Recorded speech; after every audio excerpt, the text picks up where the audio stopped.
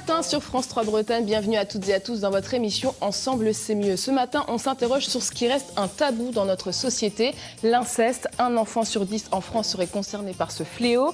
Le livre de Camille Kouchner, La famille agrandée, a renvoyé brutalement ce sujet à la une de l'actualité. Il y a des enfants qui n'arrivent pas à en parler, mais aussi les adultes qui ne veulent ni voir ni entendre. Comment en finir avec l'omerta qui entoure l'inceste? Comment aider les enfants à en parler?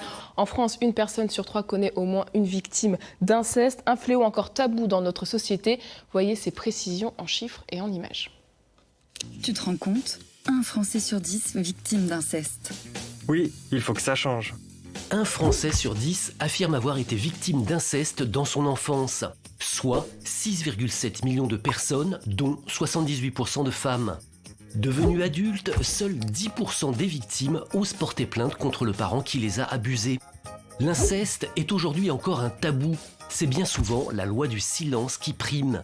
L'entourage se réfugie dans le déni et, difficulté majeure, l'enfant abusé lui-même se tait. À cela, plusieurs raisons. Paradoxalement, alors qu'il est victime, l'enfant ressent de la honte. Il pressent aussi que la révélation va susciter une crise familiale majeure. Il a peur d'être puni par les parents, peur de faire mal à la personne maltraitante, à la fratrie. Il redoute d'être éloigné ou séparé de la famille. En ne disant rien, l'enfant évite des problèmes à ses parents et protège sa famille.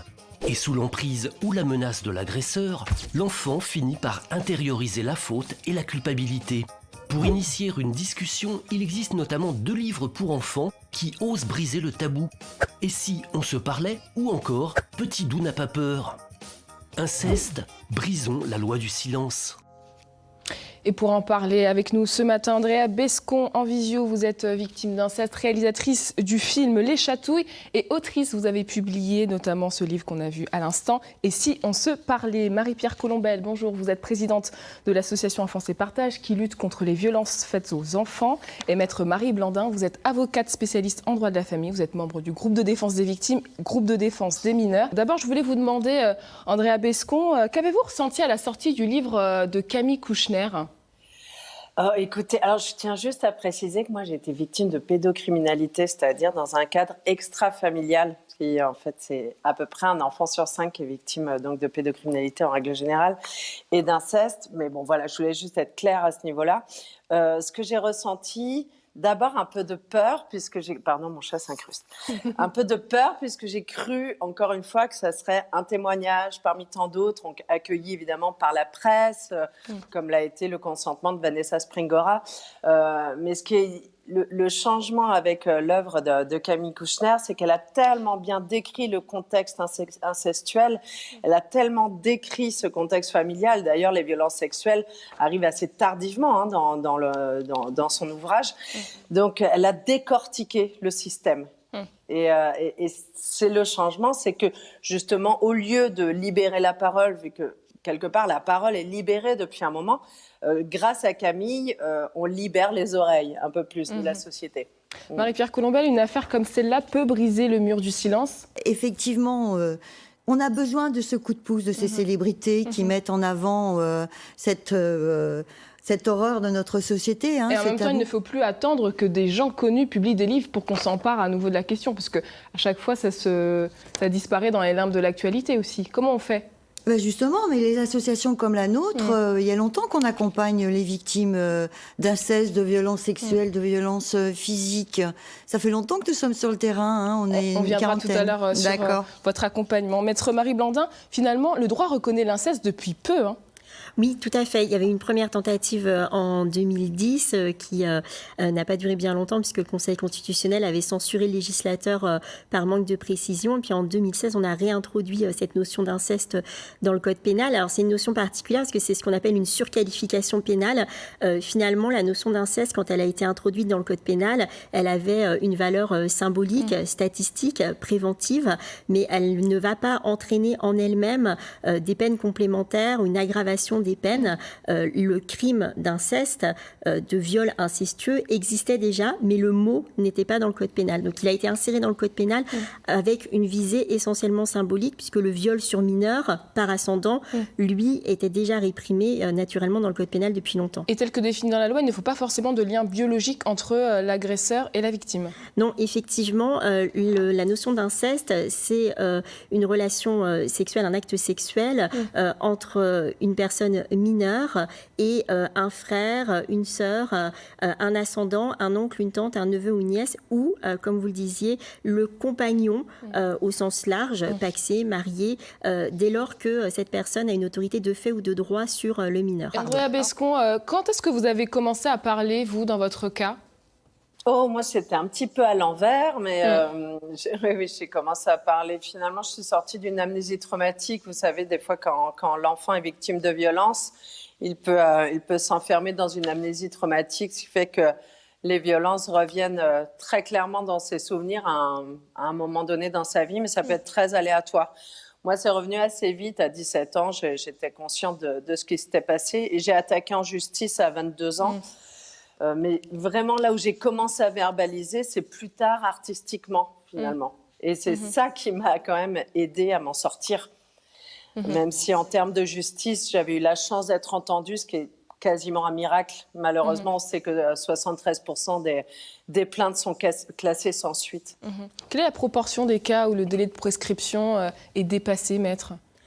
On n'a pas de statistiques sur le sujet. C'est vrai que le législateur a quand même fait des efforts qu'on peut saluer. Depuis 89, la prescription n'a fait que s'allonger. Elle était de 10 ans initialement, elle est 30 ans aujourd'hui. Le point de départ du délai de prescription a aussi été reculé puisqu'il court à compter de la majorité de la personne victime. On est encore dans des débats, grâce notamment au travail des associations de victimes, pour allonger ce point de départ de la prescription, le suspendre en cas d'amnésie traumatique, comme dans le cas qui vient d'être décrit. La proposition de loi qui a été votée par le Sénat le 21 janvier dernier suggère de rallonger la prescription lorsque d'autres crimes ont été commis sur des mineurs. Malheureusement, la prescription, lorsqu'elle est plus sévère, ne peut pas être rétroactive. Donc, pour les personnes qui sont nées avant 80, par exemple, c'est très compliqué. Elles ne peuvent pas bénéficier de cet allongement de la prescription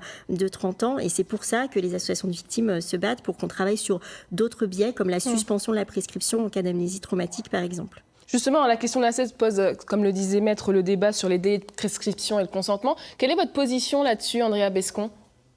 Moi, ma position, elle est qu'on devrait pouvoir porter plainte toute sa vie, puisque malheureusement, on le constate aujourd'hui, on est quand même dans une culture du viol qui est omniprésente, qu'on est en train de réveiller. On est en train de se réveiller autour de cette culture du viol, mais pour l'instant, comme disait Maître, jusqu'à présent, les lois ne sont pas rétroactives, donc il faut au moins, en espérant ces levées de prescription, ou du moins ces prescriptions glissantes, ou éventuellement l'introduction de l'amnésie traumatique dans la loi comme obstacle insurmontable. Enfin, il y a plusieurs solutions à trouver pour permettre quand même aux victimes d'être entendues par la justice, puisque effectivement, quand il y a des faits prescrits, des faits non prescrits d'un même agresseur, c'est très compliqué de voir une victime qui n'est pas reconnue par la justice parce qu'il y a un problème de temps, alors que l'agresseur a avoué les violences qu'il a infligées à cette personne-là. Justement, vous avez rencontré la semaine dernière le garde des Sceaux,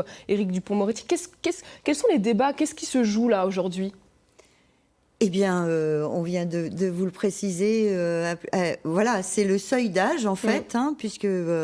Pour vous, c'est l'urgence aujourd'hui sur cette question de l'inceste ? Pour nous, c'est l'urgence. Toutes les associations de victimes ou les associations d'aide aux victimes, nous sommes sur ce seuil d'âge de 15 ans et de 18 ans pour l'inceste.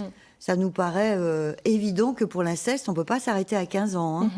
On connaît l'emprise des auteurs sur les victimes, et entre 15 et 18 ans, on est tout autant sous l'emprise qu'avant. Donc oui, 18 ans pour l'inceste. Et justement, on dit souvent que l'enfant ne veut pas parler, mais finalement, peut-être, il faudrait prendre un autre champ. L'enfant ne peut pas parler aussi aujourd'hui. C'est ça le problème sur cette question de l'inceste. Alors, je crois que l'enfant ne peut pas parler parce que on ne lui en donne peut-être pas l'occasion. Et sans doute que les professionnels auprès de l'enfance ne se rendent pas compte de l'attitude des enfants et qu'est-ce que ça peut traduire. Voilà, c'est pour ça que la prévention est très très importante. Ouais, justement, on va écouter cette question de Laura. Vous allez y répondre après. Bonjour, en tant que professionnelle de santé, j'aimerais savoir quelles sont les caractéristiques physiques et psychologiques qui montrent qu'une personne a été victime d'inceste, comment les reconnaître et s'il existe des formations professionnelles qui sont faites pour accompagner au mieux ces personnes qui ont vécu ce traumatisme. La question que pose finalement Laura, c'est quel espace on crée pour que cette parole se libère ? Alors, on crée on fait déjà de la prévention dans les établissements scolaires, de la maternelle au lycée, voire après si c'est possible, avec des outils adaptés à chaque tranche d'âge. Tout à l'heure, vous montriez Petit Doux, c'est un des livres dont on se sert pour faire de la prévention dans les établissements scolaires. On a un jeu pour permettre de sensibiliser les enfants, qui s'appelle En route vers mes droits, un jeu interactif, un jeu de loi.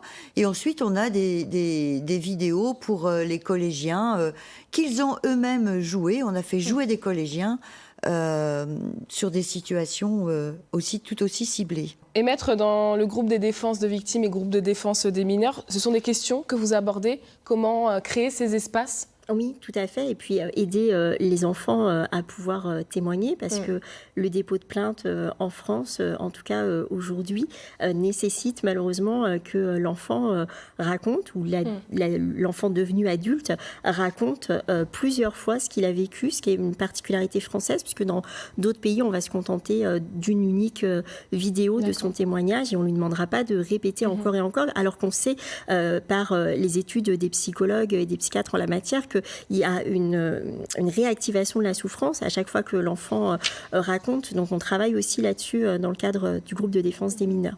Sur cette question de l'âge du consentement, à 13 ou 15 ans, je pense qu'il faut aussi, c'est important pour vos téléspectateurs, rappeler la loi et dire qu'aujourd'hui, il y a déjà, alors ce n'est pas criminel, effectivement, et c'est le travail des associations de vouloir criminaliser ces faits, c'est délictuel, mais il y a déjà une interdiction claire de toute relation sexuelle d'un majeur avec un mineur de moins de 15 ans. C'est interdit, c'est un délit, c'est une atteinte sexuelle, sans qu'il n'y ait besoin d'avoir de contraintes de violence, de menaces de quelque nature que ce soit. Et cette relation sexuelle, elle est également interdite pour des mineurs entre 15 et 18 ans avec un majeur, lorsque ce majeur est une personne qui a autorité sur le mineur et qui en abuse.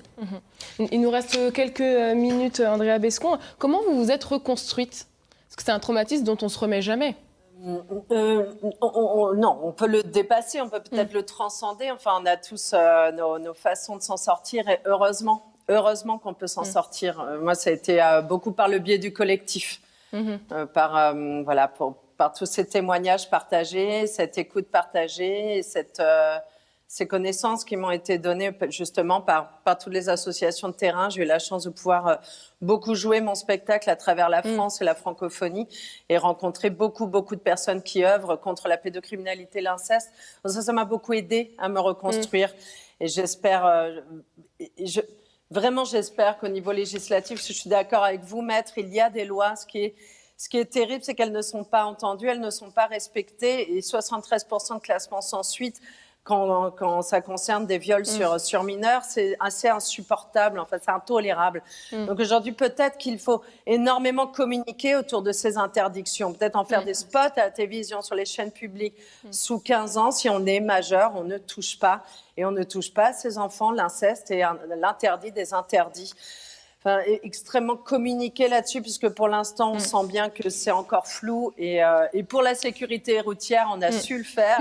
Je pense qu'on peut le faire aussi pour l'inceste. Merci beaucoup, votre message est entendu. Malheureusement, notre temps est écoulé. Il faudrait plus d'une émission pour rendre compte de ce fléau et apporter des solutions. Merci à tous de nous avoir apporté votre éclairage. Andrea Bescon, je rappelle que vous avez publié « Et si on se parlait ?»